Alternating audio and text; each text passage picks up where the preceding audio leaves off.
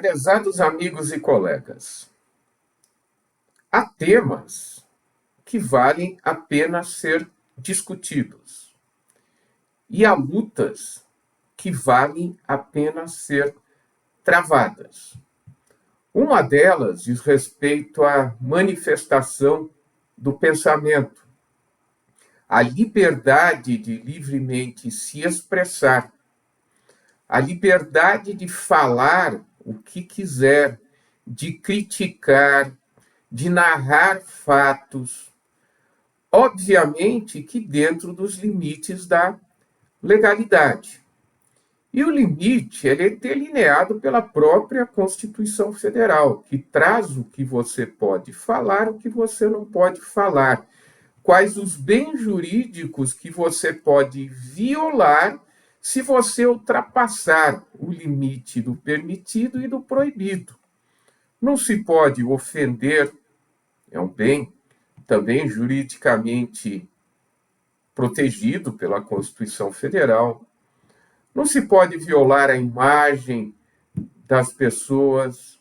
Então, honra, imagem, intimidade são bens também protegidos pela Constituição Federal, juntamente com a liberdade de manifestação do pensamento. E esses direitos, eles devem conviver harmonicamente, de tal maneira que um não aniquile o outro. Não se pode, de maneira nenhuma, um direito aniquilar os outros. Eles são direitos previstos na Constituição Federal e eles vão ter que conviver de forma harmônica. E quem traz esse limite é justamente a lei. A lei diz no que constitui os crimes contra a honra, a lei diz no que constitui o crime de ameaça, a lei diz no que constitui um crime de induzimento à prática de crime de forma pública, artigo 286 do Código Penal. A lei diz no que consiste os crimes contra o Estado Democrático de Direito. Ou seja, há normas penais que limitam justamente o direito à livre manifestação do pensamento. E essa interpretação do que é permitido, do que é proibido, do que é crime, do que é crime, é dado pelo próprio Poder Judiciário. Em última instância, é o Poder Judiciário que diz o que a gente pode e o que a gente não pode falar.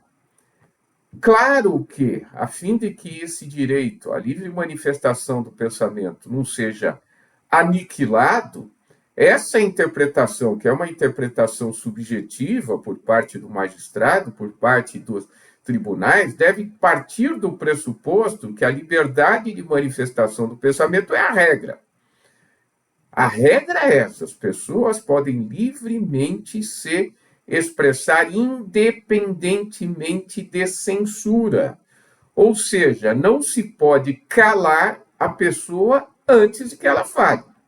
Ela falou algo errado, ela vai ser responsabilizada, seja na esfera penal, seja na esfera civil, seja na esfera administrativa, se for funcionário público, ou até aplicação de multa em determinadas hipóteses. Se houver uma legislação que aplique multa quando a pessoa falar mais do que deve. Mas, de qualquer maneira, não se pode censurar. Não se pode, pensando no que a pessoa vai falar, de antemão, calar essa pessoa, seja banindo essa pessoa das redes sociais. Não há nenhuma legislação que permita isso. O Marco Civil da Internet não permite que perfis sejam retirados do ar. Não há previsão legal. O Marco Civil da Internet permite que se retirem publicações. Ou seja, após a conduta, que pode ser uma conduta criminosa, pode ser uma conduta que fira o direito civil, dando ensejo à indenização, mas só após. Antes não é possível porque equivale à censura. Certamente há sites que esses sim podem ser retirados do ar, já que o próprio site é a materialidade de um delito. Por exemplo, pornografia se viu na internet. Esse site ele só veicula pornografias na internet infantil. Ora, a finalidade do site é essa. Não estamos falando de livre manifestação do pensamento. Agora, se é um canal de, por exemplo, blogueiros que comentam notícias, de jornalistas, pessoas que usam da internet para livremente se expressar, não se pode banir do ar, não tem previsão legal para isso. O Marco Civil da internet permite que se puna essas pessoas posteriormente, retirando do ar essa publicação. E se a pessoa extrapolou o direito à livre manifestação do pensamento, ela vai ser punida por crime contra a honra, por crime de ameaça, por induzimento à prática de crime, né? Aquela incitação pública à prática de crime, artigo 286 do Código Penal, por qualquer delito previsto na legislação. E se ofender alguém, vai ser processado civilmente também, pode-se pedir indenização, mas é isso que está na lei. E nós deveremos, sim, verificar a lei, sempre aplicar a legislação. Aplicando a legislação, nós sabemos o que pode e o que não pode ser feito, que é o princípio da legalidade. O princípio da legalidade diz que ninguém pode ser obrigado a fazer ou deixar de fazer alguma coisa, senão em virtude de lei. Partindo-se sempre do pressuposto de que o que não é proibido é permitido. Essa que é a grande realidade. Então, a regra é a liberdade de manifestação do pensamento. É isso que deve ser preservado. E essa luta é uma luta que deve ser travada. Vale a pena ser travada, porque o primeiro direito a ser suprimido quando se impõe uma ditadura é justamente a liberdade de manifestação do pensamento. As pessoas não podem mais falar o que querem. Se falar o que está em desacordo com as regras do governo, a pessoa é punida. Não teremos mais imprensa, não teremos mais redes sociais, as pessoas serão monitoradas, haverá um Big Brother. Big Brother, aquele mesmo, da distopia de George Orwell, no seu livro 1984. Então, é uma luta que vale a pena ser travada dentro da legalidade.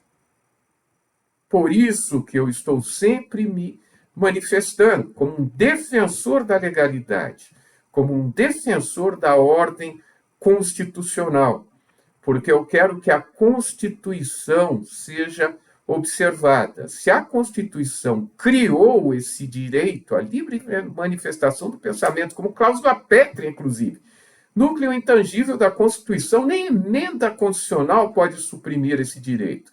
E esse direito é uma regra, ele vale ou não vale. Se você suprime esse direito, você retira esse direito do mundo jurídico. Ele vale ou não vale. Então, é um direito que não pode ser suprimido, porque ele deixa de existir. Ele é um direito que não pode ser relativizado a ponto das pessoas não poderem mais falar, não poderem livremente se expressar, criticar, narrar fatos. Isso faz parte da democracia. Nós podemos criticar tudo, é um direito previsto. A própria lei permite a crítica, o Código Penal permite a crítica. A lei que trata dos crimes contra o Estado Democrático de Direito, que hoje prevista no Código Penal, também permite a crítica.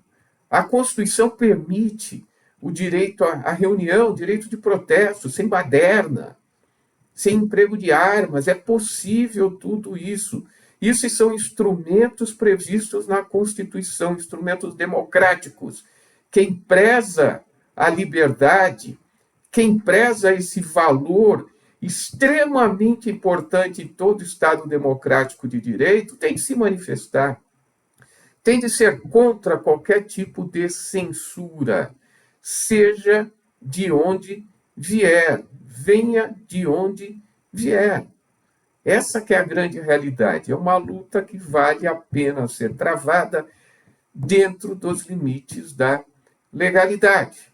As pessoas devem se manifestar e devem saber que a partir do momento em que esse direito for suprimido ou for de tal forma restringido que você não possa mais criticar quem quer que seja, a pessoa que for, poder constituído, seja qualquer coisa, você pode criticar, você pode narrar fatos dentro dos limites da proporcionalidade que você não pode ultrapassar, e esse limite é muito bem delineado por direitos e garantias constitucionais previstos na Constituição, como a honra, como a intimidade das pessoas, e no próprio direito objetivo, que traz as condutas que podem dar ensejo a uma ação penal, que podem dar ensejo a uma ação civil de reparação de dano, e dentro da esfera administrativa, que pode dar punição, seja punição qual for, suspensão, aplicação de multa, o que seja. Mas é um direito que vale a pena nós lutarmos por sua preservação, porque, como eu disse, repito, é o primeiro direito a ser suprimido quando se instala um regime totalitário. Forte abraço a todos.